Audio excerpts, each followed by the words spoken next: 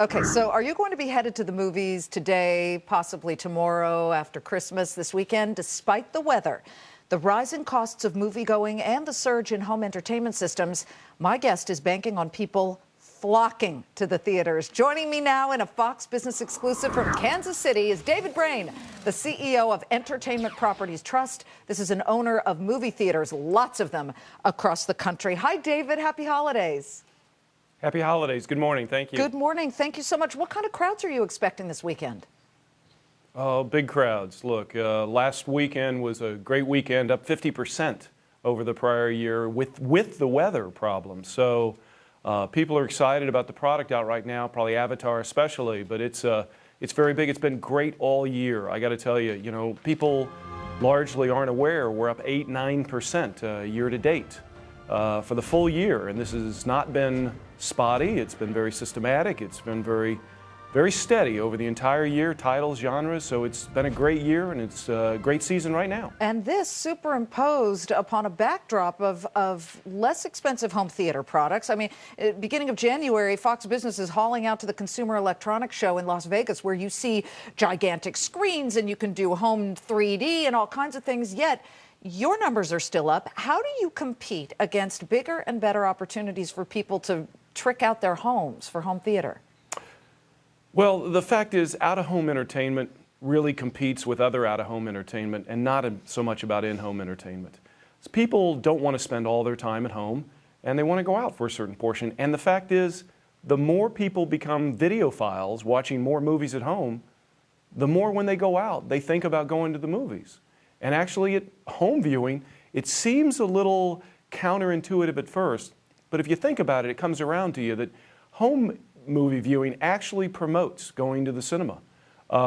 It's been a phenomena that's been continuing to build, box office continuing to build over, the VCR is a 30-year-old phenomenon. This is not something new. And the industry continues to grow year after year on a steady march over the last 20 years. Maybe perhaps because, I guess, compared with other forms of entertainment, such as the family of four going to a baseball game, a major league, is really expensive. So when you look at $13 tickets, depending where you are, of course, at IMAX and Avatar, it's $18 a ticket. But, the popcorn and the drinks, it still looks a little less expensive. But tell me, during the recession, did you have to work your price points? What did you guys do? Because you've got 70 theaters, 1,200 screens, a lot of megaplexes. We do, and we're the real estate owner, and we lease to operators, great operators like AMC and Regal and Rave and Cinemark and MovieCo and those guys, and they do a great job of meeting the competition. And as you say, the competition, the out-of-home entertainment competition, really price points, whether it's a sporting event or it's a theater event or it's a concert event, those price points are $50, $60 per capita just for the ticket. And then you usually pay for parking, or very often. And again, the concessions there are very equally priced to what they are at the theater.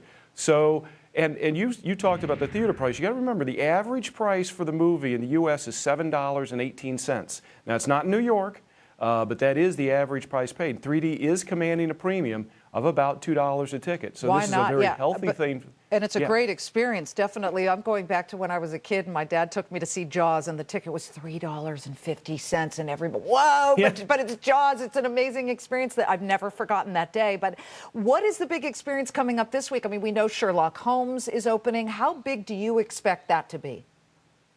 Well, Sherlock Holmes is going to be big. I really, given Christmas shopping, I don't know that I know the call on Sherlock Holmes, but I think a $50 million number is a good number on Sherlock Holmes. And then It's Complicated is coming out as well. And you can't forget about Alvin and the Chipmunks. And you can joke, but the reason there's a sequel, the Squeakquel, is because the first one did so well. So who knows? I mean, these titles, you have to appeal across the gamut. That's really what the movies do, and that's why it's been so healthy.